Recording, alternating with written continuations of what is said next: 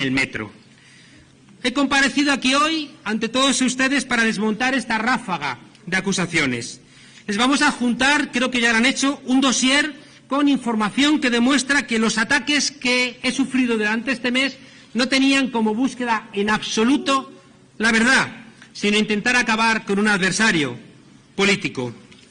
Brevemente, porque ya han perdido ustedes mucho tiempo, voy a darles algunas ideas principales que demuestran que el corazón de estos ataques ha sido todo un montaje, insisto, con el intento de desmontar a través de los medios de comunicación lo que no pueden conquistar en las urnas.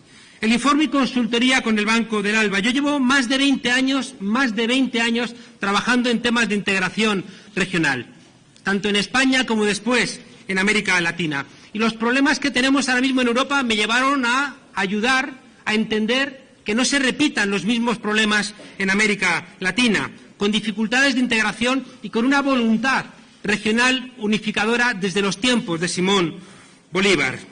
Empecé a hablar con diferentes actores contándoles la importancia de ahondar en estas reflexiones. Durante estos años he seguido investigando y estudiando qué es lo que hacemos los profesores. Un trabajo, por supuesto, ya lo he dicho, de años. Nadie sabe de algo de pronto. Hubo responsables políticos de diferentes países que manifestaron la conveniencia de un estudio de estas características, pero finalmente quien más interés mostró fue el Banco del Alba durante el año 2013. En el entorno de octubre de ese año tenía el trabajo prácticamente terminado, así como conversaciones adelantadas con el Banco del Alba que me mostró su interés no solamente en un trabajo concreto, sino en consultorías posteriores que ahondaran en esa dirección. Al tiempo, como todos ustedes saben, llevábamos tiempo trabajando en La Tuerca y yo en concreto tenía la voluntad de ayudar a profesionalizar La Tuerca, un programa que se había hecho con trabajo voluntario, con mucho esfuerzo de gente y que queríamos convertirlo en un programa diario, profesionalizarlo para ayudar a construir referencias de la nueva reflexión política y de la nueva democracia en España. E igualmente quería y sigo queriendo poner en marcha proyectos comunicativos que dieran cuenta de los cambios que vive España, cuando menos desde el 15M. Fíjense ustedes que estamos hablando de 2013, cuando todavía ni siquiera Podemos estaba en nuestras cabezas y mucho menos existía como formación política.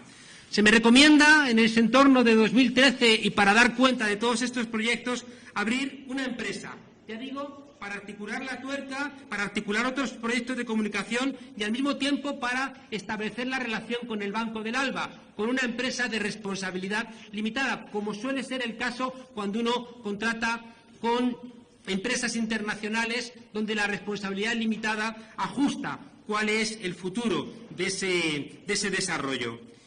En el archivo que les hemos entregado tienen ustedes la factura que pagó Caja de Resistencia, que le pagó a Caja de Resistencia el Banco del Alba. Algún diario tituló en portada que el Banco del Alba había pagado a una cuenta personal de Juan Carlos Monedero ese trabajo. Eso es mentira.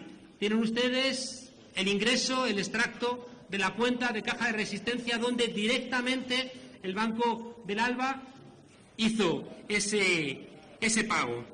Sería bueno para la democracia en España que, teniendo ese documento claro, donde se demuestra que aquella portada de un diario mentía, sería bueno para nuestra democracia que fuera rectificada también en portada esa noticia. Quiero dejar también claro que el Banco del Alba no es perteneciente a un solo país. Está dirigido por Gustavo Hernández, pero está formado por los bancos centrales y los gobiernos de la República Bolivariana de Venezuela, de Cuba, del Estado Plurinacional de Bolivia, la República de Nicaragua y posteriormente se añadieron San Vicente y las Granadinas y la Mancomunidad de Dominica. De acuerdo con su convenio constitutivo, el Banco del Alba tiene por objeto coadyuvar al desarrollo económico y social sostenible, reducir la pobreza y las asimetrías, fortalecer la integración, promover un intercambio justo, dinámico, armónico y equitativo entre los países miembros de la Alianza Bolivariana para los Pueblos de nuestra América, inspirado en los principios de solidaridad, complementariedad, cooperación y respeto a la soberanía de los pueblos. El estudio y la consultoría tienen que ver con los procesos de armonización fiscal y financiera, teniendo como horizonte la posibilidad de compartir una moneda única o medios de intercambio en el continente latinoamericano que no tengan la dependencia del dólar. Sobre mi cualificación para hacer un trabajo de estas características, está demostrado en mi currículum que tengo sobrada trayectoria de estudios y trabajos tanto sobre la integración europea como sobre América Latina. Pertenezco al grupo de teoría del Estado de Claxo, que seguramente es la institución al respecto más prestigiosa de América Latina de investigación. Se me reconoce también alguna cualificación cuando he estado asesorando a los gobiernos de ese continente. Si parece sensato contratar a alguien para un trabajo de estas características, es a alguien que tiene este currículum y que también tiene, ya digo, la experticia en su propio currículum de haber asesorado a los gobiernos en cuestiones tan sensibles. Bastaba ver mi currículum para haber podido entender todas estas cosas. No me han pagado un estudio ni me piden consultoría sobre física cuántica, sino que me piden informes y me piden consultoría sobre lo que constituye mi trabajo en los últimos 20 o 25 años. Todos ustedes saben que los países de la Unión Europea, en el proceso de construcción de la moneda única, pidieron también todo tipo de informes y trabajos. Mi primer libro publicado va precisamente sobre la unificación europea y sus problemas. Y soy de los pocos españoles, tuve la fortuna de que cuando discutíamos en España el proyecto de Constitución Europea, uno de los libros que se publicaron en este país fue uno que edité yo. Se ha planteado que el precio puede ser alto. Hemos insistido en que el precio lo pagan quienes contratan y son los que deciden hacer una petición de estas características quienes ponen el precio. A mí me parece un disparate pagarle 600.000 euros al señor Aznar por 3 libros o que Ana Botella, con dinero de todos los madrileños, pagase 220.000 euros por los discursos de Relaxing Cup of Café con leche. Me han acusado igualmente de delincuente fiscal y algún medio se ha permitido el lujo de citar cuerpos de la seguridad del Estado, algo realmente preocupante, porque eso implica que hay una vinculación entre, supuestamente, cuerpos de la seguridad del Estado que utilizan su lugar privilegiado para pasar información privada y que además es falsa a medios de comunicación, lo que genera en nuestro país una profunda inseguridad jurídica. Lo que ha ocurrido de filtrar información y de que un medio de comunicación se atreva a decir en una información que es falsa, que sale en portada de un periódico, que sus fuentes son cuerpos de seguridad del Estado, nos sitúa en un Estado que recuerda demasiado al pasado. No nos merecemos vivir en un Estado que genere tamaña inseguridad jurídica. Dijo también un mismo diario que me habían ingresado ni más ni menos que 1 millón de euros. Nunca dijo de dónde, nunca dijo en qué transacción, nunca dijo en qué cuenta se había registrado ese ingreso. Se planteó que una fundación había sido intermediaria y esa fundación planteó una rectificación, pero la rectificación no fue aportada. La rectificación fue en una página interior, en una columna, sin darle la importancia que había tenido.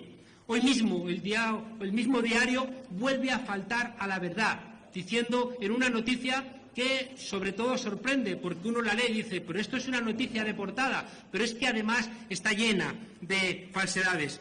Como ustedes verán, son demasiadas mentiras en demasiado poco tiempo. Otra de las discusiones ha tenido que ver con la declaración complementaria voluntaria. Una argumentación en la que yo he insistido es que yo creo una empresa porque necesito una empresa para desarrollar mis trabajos profesionales. Necesito una empresa para hacer un contrato con responsabilidad limitada para ejercer tareas de consultoría y para hacer informes. Necesito una empresa para poder contratar, necesito una empresa para poder desarrollar profesionalmente el proyecto de la tuerca y también necesito una empresa para poner en marcha algo que está en mi voluntad, proyectos comunicativos en nuestro país. Algunos han querido plantear que de lo que se trataba era de abrir una empresa para pagar menos impuestos y es una vez más una enorme falsedad. Explico que abro una empresa porque necesito una empresa para desarrollar los trabajos que tengo en marcha. La declaración complementaria voluntaria que decido yo hacer no subsana ninguna irregularidad, sino lo que hace es subsanar cualquier interpretación interesada. Y esto quiero repetirlo. Cuando yo hago una declaración voluntaria complementaria, no se busca subsanar ninguna irregularidad porque no la hay. Lo que busca es subsanar cualquier interpretación interesada en un país donde el ministro Montoro, que también es mi ministro, se permite el lujo de amenazar a un ciudadano desde los medios de comunicación, o la vicepresidenta del Gobierno se permite el lujo de amenazar a un ciudadano desde la rueda de prensa después del Consejo de Ministros señalándole. Y para evitar cualquier tipo, ya digo, de interpretación, es que yo hago la declaración voluntaria complementaria. En España cada año se hacen declaraciones complementarias por valor de 1.000 millones de euros. Es cierto que no estamos ninguno, y yo tampoco, libres de equivocarnos, pero ahora, y en este caso concreto, no ha lugar. Lo que es muy difícil es que un ciudadano de a pie tenga que discutir con una Hacienda donde el ministro y la vicepresidenta han demostrado que no están a la altura de un país que es la cuarta economía del euro.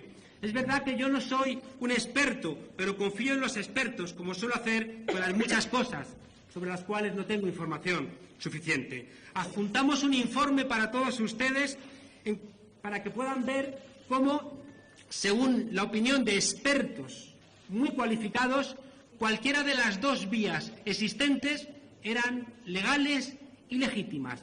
Tanto hacer una declaración de un trabajo como IRPF como pagar dividendos, porque al final la recaudación para Hacienda era la misma y, por tanto, no había ningún tipo de posibilidad de presentar el pago de dividendos como un intento espurio de hacer nada contra la Hacienda. Fue cuando arreciaron los ataques, cuando volví a pedir consejo a mi asesor fiscal.